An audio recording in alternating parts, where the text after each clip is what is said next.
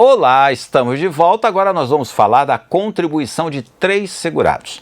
O segurado empregado, o empregado doméstico e o avulso.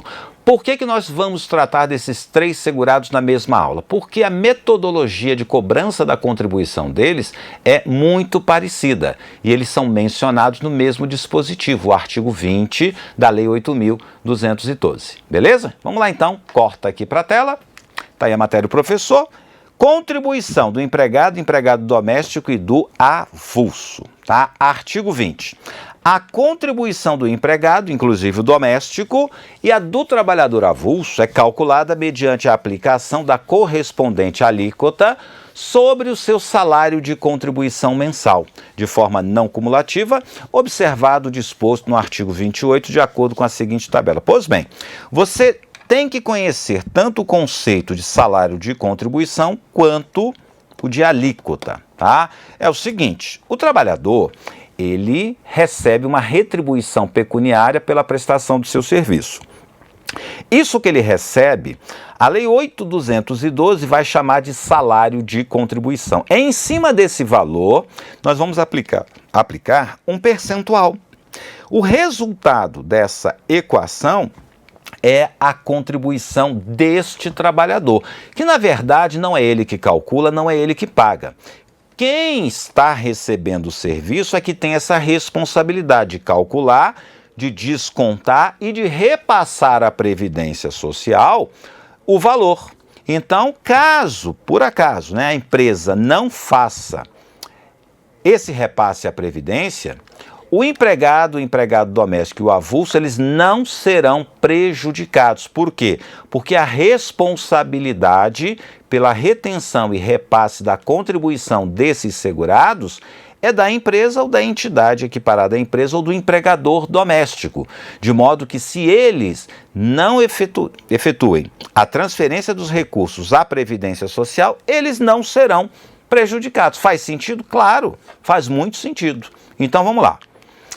A tabela é essa daqui, tá? 8, 9 ou 11%. Aí depende da faixa salarial. Se o sujeito ganha até R$ 1.830,29, o empregador doméstico, deve reter 8%. Desconta 8% do salário e repassa a Previdência Social. Agora, quando o empregado doméstico avulso está na faixa de cima, de R$ 1.830,30 a R$ 3.050, aí o desconto é maior, é de 9%. Na faixa de cima, de R$ 3.050,53 até o teto, que é R$ 6.101,06, aí é de 11%. Todavia, a reforma da Previdência, ela alterou essas alíquotas. Lembre-se que a reforma da Previdência, a emenda constitucional 103 de 2019, ela é de 13 de novembro de 2019, tá? E aí ela mexeu nessas alíquotas. Ao mexer nessas alíquotas, algumas ela aumentou e outras ela diminuiu.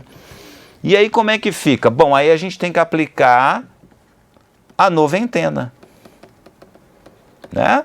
Você pega ali novembro, dezembro, janeiro e tal, fevereiro, tá? Se você fosse certinho, você pegaria ele 13 de fevereiro, para pegar os 90 dias. Eles deram um prazo a mais, colocaram como 1º de março de 2020 a incidência de quê? Das novas alíquotas. Então esquece isso daqui, isso aqui já é passado. O que está valendo agora é isso daqui, ó.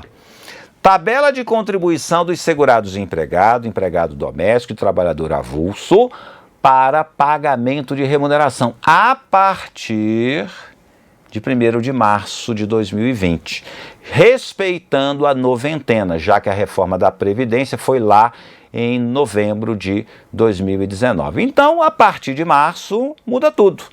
Agora a gente vai ter uma alíquota menor de 7,5%, uma de 9%, uma de 12% e uma de 14%. Beleza? Então fica assim.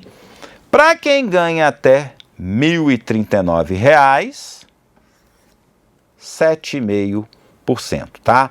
Lembre-se o seguinte, então detalhe, o salário mínimo ele foi fixado primeiro num valor, depois ele foi elevado, tá? Então isso aqui já pula, acho que para 1.045, que é o novo salário mínimo, tá?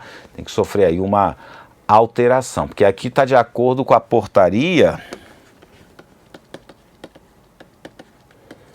914 de 2020. Só que o presidente resolveu dar um aumento maior para o salário mínimo, então isso 1.039 também já está superado. Mas é o que está lá na portaria, vamos trabalhar com ela. Então até um salário mínimo 7,5%. Aí do salário mínimo até 2.089, 9%. De 2.089 até 3.134, 12%.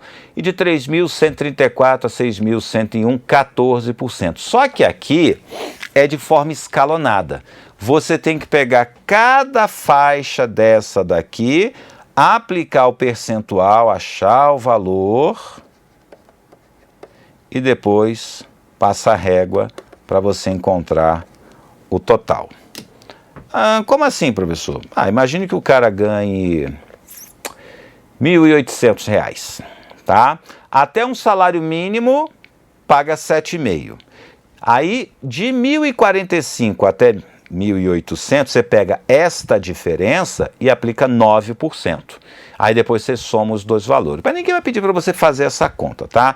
É só para você saber que eu não aplico diretamente o percentual no salário. Eu tenho que fazer por faixa salarial e depois eu vou somando as parciais para encontrar esse valor total. Agora, efetivamente, a partir de março, fica sendo entre 7,5% e 14%, o que antes era 8%, 9% ou 11%. Tranquilo? Então tá aí a nova tabela de contribuição de empregado, empregada doméstica e avulsos. Beleza? Continuando então aqui, tá?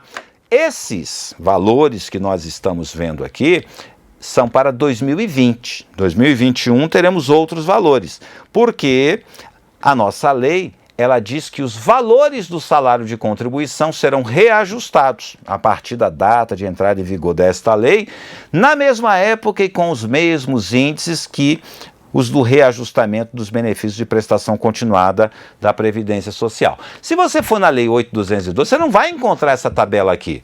Você vai encontrar uma tabela muito defasada. Como eu disse, esses valores foram extraídos da Portaria 914 do Ministério da Economia.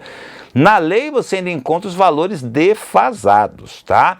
E esses valores, todos os anos, eles serão reajustados pelo mesmo índice que reajusta os benefícios previdenciários, beleza? Ok, então já sabe que os valores não são estáticos, eles são reajustados todos os anos.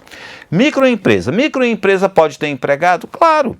E aí o empregado contribui como? Da mesma forma. O disposto neste artigo aplica-se também aos segurados empregados e trabalhadores avulsos que prestem serviços a microempresas, ou seja, eles vão contribuir de 7,5% a 14%, depende da faixa salarial. E o empregado doméstico? Bom, aí a gente tem que dar um passeio na 8.212, tem que ir na Lei Complementar 150 para entender como é que funciona isso. Porque nós vimos a contribuição do empregado doméstico. Aí a gente aproveita e vê também do empregador doméstico. Essa aqui do artigo 24 é a contribuição do empregador doméstico. Afinal, quanto que ele paga? Bom, ele vai pagar 8,8%. Essa é a contribuição do empregador doméstico para a Previdência Social, tá? Então, 8,8% é a contribuição do empregador doméstico. E aí a gente soma a contribuição do empregado doméstico. São duas contribuições, uma do empregado e uma do empregador. Então o empregador recolhe 8,8%. Por que está assim? 8, por que não fala logo 8,8%? Para deixar claro que esse 8,8% aqui é para financiar as prestações decorrentes de acidente do trabalho. Afinal de contas, o empregado doméstico, ele também pode sofrer acidente do trabalho. E caso isso aconteça, ele também vai ser destinatário. Antigamente, o empregado doméstico, ele não tinha direito às prestações acidentárias. Ele só passou a ter a partir de 2015, com a Lei Complementar 150, que aí determinou o recolhimento adicional de 0,8% para o custeio das prestações acidentárias.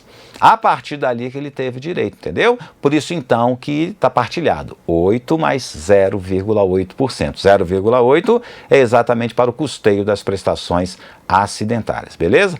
Volta para cá. Bom, isso é o que você tem que saber. Tranquilo? Tá? Mas na Lei Complementar 150, ele agrega aqui um 3,2%. Sabe para quê? Vamos dar uma olhadinha. É instituído o regime unificado de pagamento de tributos e blá, blá, blá. Tá? Aí tem esse simples doméstico, que permite o recolhimento mensal, mediante documento único de arrecadação, dos seguintes valores. Aqueles que a gente já tinha visto, 8 mais 0,8%, tá? Não são dois não, tá? Essa daqui é do empregado doméstico, que não é mais de 8 a 11, agora vai ser de 7,5 a 14%. 7,5% a 14%.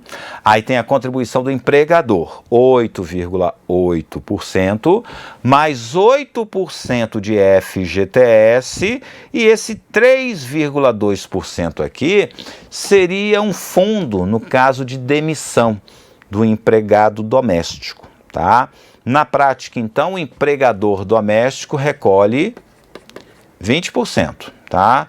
O 8,8 mais o 3,2, isso aqui é um fundo, né, para, no caso de demitir o empregado doméstico, a verba já está separada, e mais 8% de FGTS, totalizando 20. Só isso? Não. Além dos 20 do empregador doméstico, tem também a contribuição do próprio empregado doméstico, que varia de 7,5% a 14%. Tranquilo? Então tá dito aí. Como é que é a contribuição do empregado e do empregador doméstico? Vamos embora, vamos continuar. Salário de contribuição. Nós vimos, né? Em cima do salário de contribuição incide uma alíquota. Então você tem que entender qual é o conceito de salário de contribuição, porque pode não coincidir com o conceito de salário. Então, esse conceito aqui é só para empregado e trabalhador avulso, só para esses dois. Salário de contribuição é a remuneração auferida em uma ou mais empresas, assim é entendida a totalidade dos rendimentos pagos, devidos ou creditados a qualquer título durante o mês, destinados a retribuir o trabalho. Portanto, se não retribui o trabalho, se, por exemplo, apenas indeniza o trabalhador, não se considera salário de contribuição. Mais tarde a gente vai ver o que é que integra e o que é que não integra o salário de contribuição. Por hora, entenda apenas o conceito, tá? Então, aquilo que é destinado a retribuir o trabalho é considerado salário de contribuição, tá? Qualquer que seja a sua forma, inclusive as gorjetas, os ganhos habituais sob a forma de utilidades e os adiantamentos decorrentes de reajuste salarial, quer pelos serviços efetivamente prestados, quer pelo tempo à disposição do empregador ou tomador de serviços, nos termos da lei ou do contrato, ou ainda de convenção ou acordo coletivo de trabalho ou sentença normativa. Tem que decorar esse conceito? Sim, você precisa conhecer bem esse conceito e ter destacado que isso só vale para empregado e trabalhador avulso, remuneração auferida em uma ou mais empresas, no curso do mês, sendo retribuição do seu trabalho. Para o empregado doméstico, o conceito já é diferente. A lei fala que é a remuneração registrada na carteira de trabalho e previdência social, observadas as normas a serem estabelecidas em regulamento para comprovação do vínculo empregatício e do valor da remuneração. Beleza, então nós conhecemos aqui os conceitos, né, de salário de contribuição, tanto do empregado, quanto do avulso, quanto do empregado doméstico. E para os demais segurados? Bom, nós ainda não vimos o contribuinte individual e o facultativo, não vimos a contribuição deles, mas nada impede que a gente já conheça qual é o conceito de salário de contribuição de um cara que trabalha por conta própria e de um facultativo. Para o contribuinte individual, o que eu considero salário de contribuição? A remuneração auferida em uma ou mais empresas ou pelo exercício de sua atividade por conta própria durante o mês. E aí, respeita o limite mínimo ou máximo. Só para você entender isso, se o cara ganhou 5 mil naquele mês, ele é um trabalhador autônomo, tá? Um contribuinte individual. Ele tem que recolher sobre 5 mil. Porque muitos desses profissionais, o que eles fazem?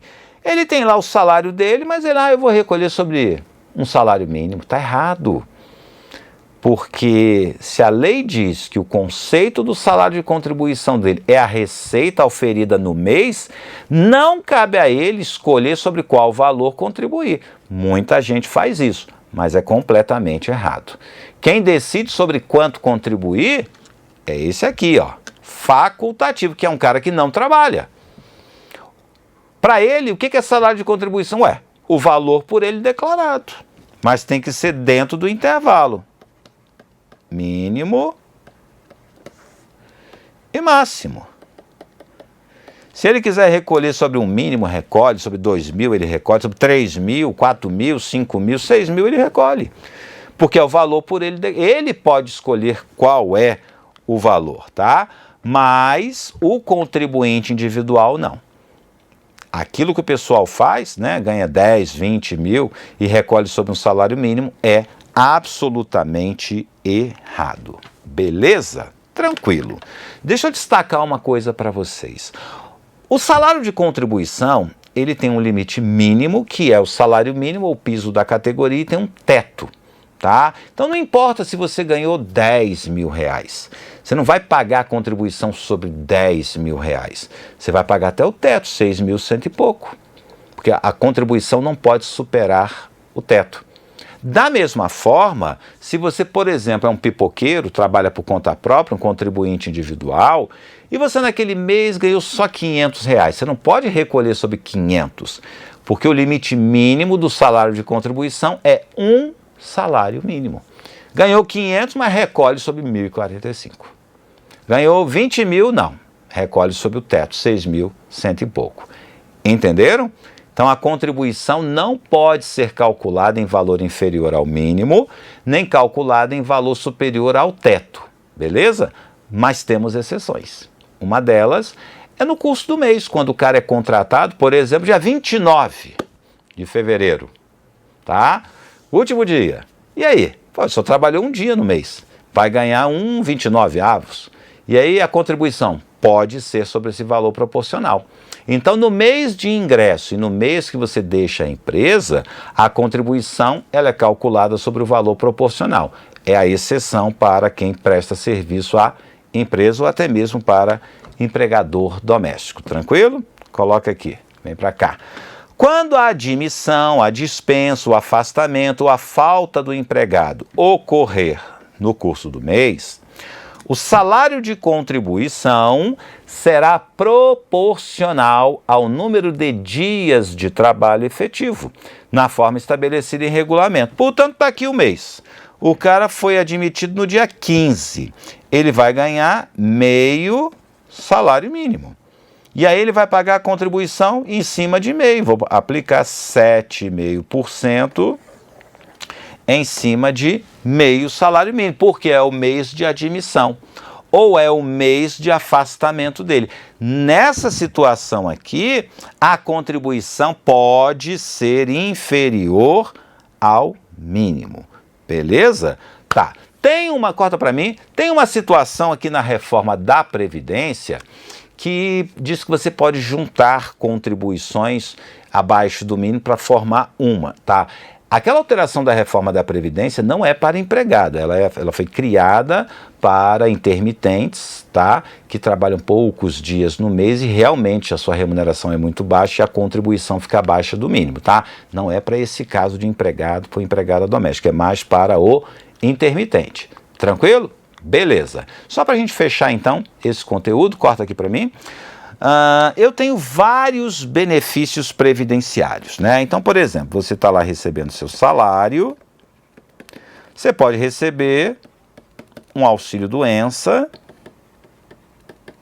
e depois você volta a receber seu salário.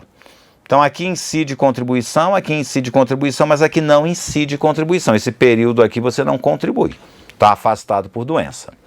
Agora, você pode estar lá recebendo seu salário, teve o filho, recebe o salário maternidade, volta a receber salário. Essa situação é diferente. Salário incide contribuição, e no salário maternidade incide contribuição, apesar da jurisprudência dando sinais aí de que não é para cobrar contribuição do salário maternidade, por enquanto a gente afirma que incide, beleza? Então guarde esta informação. O único benefício que incide contribuição previdenciária é o salário maternidade, beleza? Ah, professor, e o seguro-desemprego? O seguro-desemprego é novidade da MP 905, tem que esperar para ver se vai ser aprovado ou não pelo Congresso, beleza? Então, o único benefício que incide contribuição previdenciária é o salário maternidade, beleza? Corta aqui para mim. Fechamos então esse bloco aqui. Até a próxima.